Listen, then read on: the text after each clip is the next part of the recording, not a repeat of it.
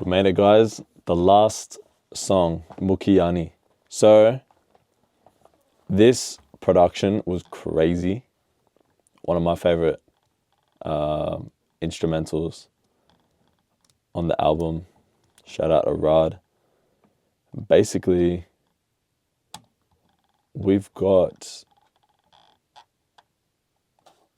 a bunch of everything. So drums, same thing as usual, bit more clipping because it's pretty much drill, so we can get away with that. So let's see how the drums sound on its own.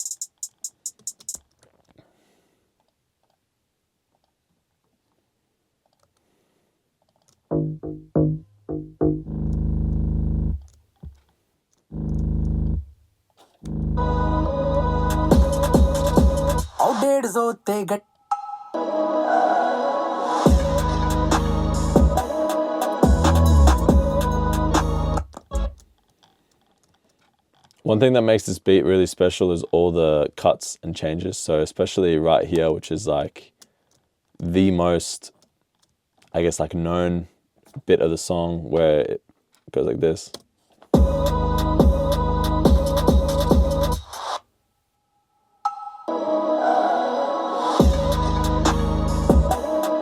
lot of those sections, even here.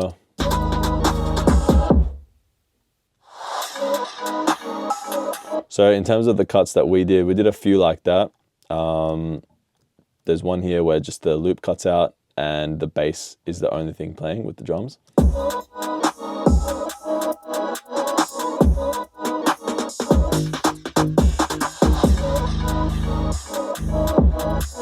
And then here where everything switches, we've basically just tape stopped the bass and cut out the instruments, cut out the drums a little bit here. Sounds like this.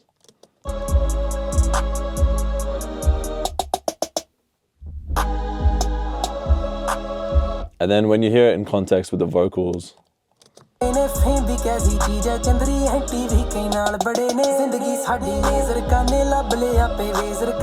sounds a lot more fuller, especially with that delay.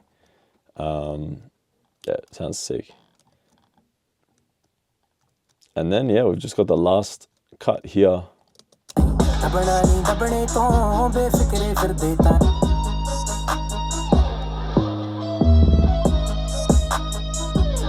And that's basically just keeping the bass and the guitar really to just highlight them, especially because it's coming towards the end of the song.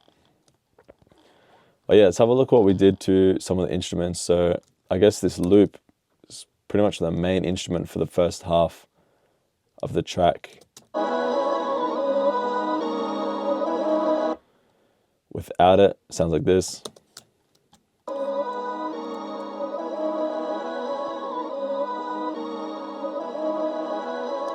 So then what we've done to it is we've put CLA mix down, which is literally just on like its default setting.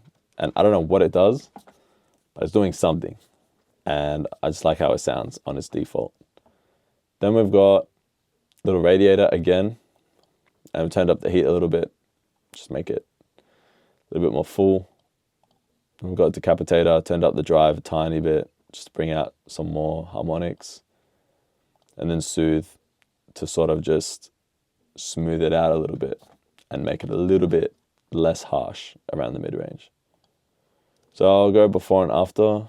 So before, and then after.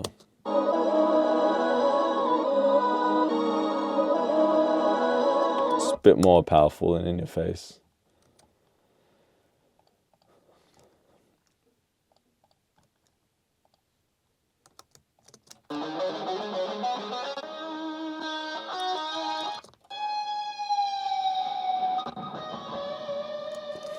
The guitar sounded sick. It was a little bit muddy and I wanted a bit more character out of it. So before, it sounds like this.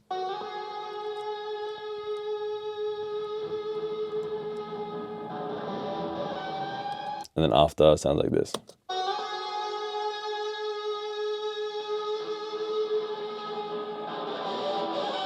It's a lot more clear, it just cuts through. And what we did was took out all of this below 200 Hertz, which I didn't really want. It was just clashing too much with the piano and the bass and all that sort of stuff. We've got CLA guitars, which I guess is giving it its main sound, especially with this stereo section. It's making it a lot wider. And then another Pro Q, just to, I think this is probably clashing with the vocals or something.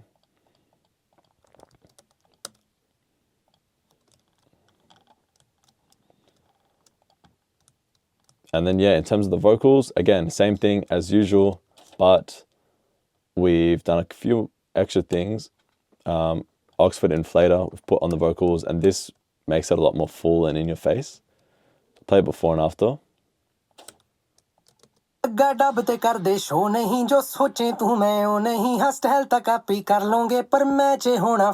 And without.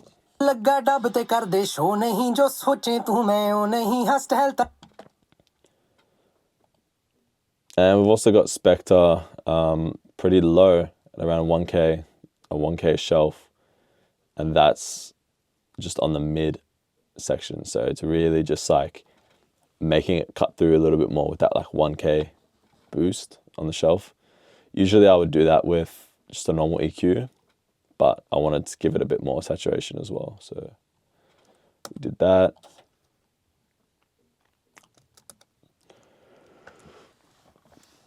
We played around a lot with the reverb and delay. So as you can see here, this is the Vox effects. So this is all the reverbs and delays.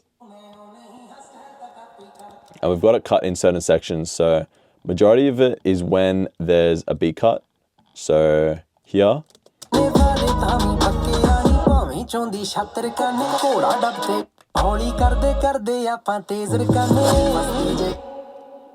Without it, it sounds like this. Still good, but I like the effect where it just sounds completely dry when you cut everything. And then also for this intro bit where we really want the vocals to be the focus, I've fully cut everything.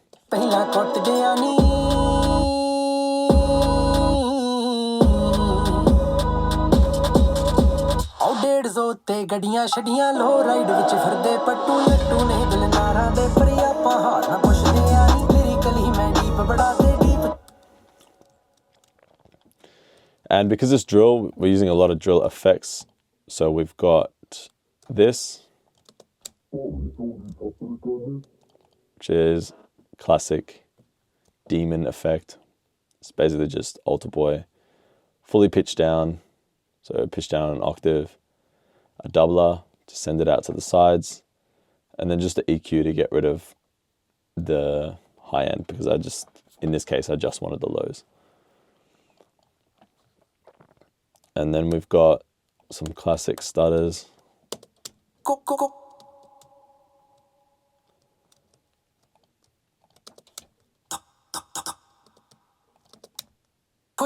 Push. And then this section here, which is getting close to the end, wanted to give a different effect, and also the beat. There's no drums. The brass, the guitar, another brass, all I introduced. So it's like a bit of a vibe switch, even in the different 808 as well. So let's just hear how it sounds.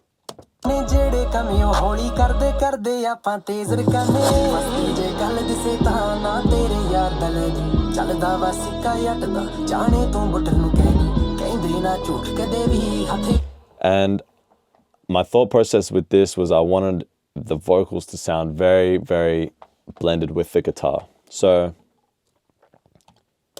we've got two sets of the vocals. So this is just the main.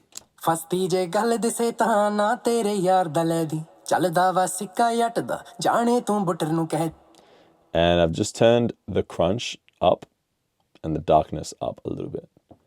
I actually think I just used this preset Guitar Sizzler. Maybe I tweaked it from there. But that's just giving it a bit more, it's making it darker, giving it more crunch, obviously, as the crunch setting.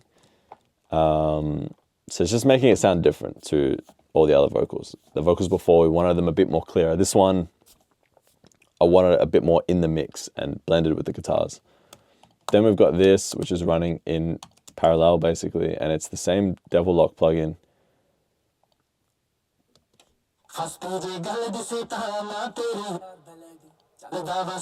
But it's very aggressive, and it's on a max mix. So it's fully 100% in, and then we've just put a doubler on it. So it sounds like this. So together, sounds like this.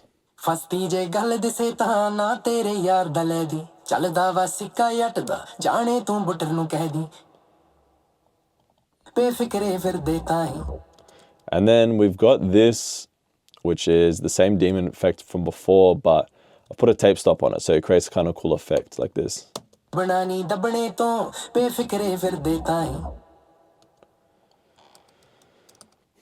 And then there's a bit of automation with the instruments here.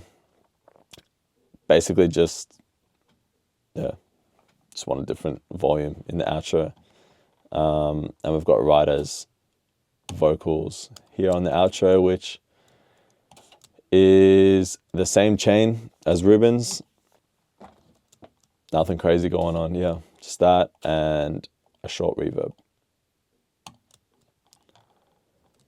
And that is the album.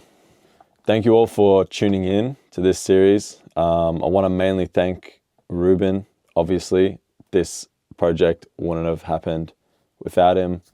And just seeing his work ethic and his attention to detail has been crazy. So yeah, keep streaming the album, and I appreciate it.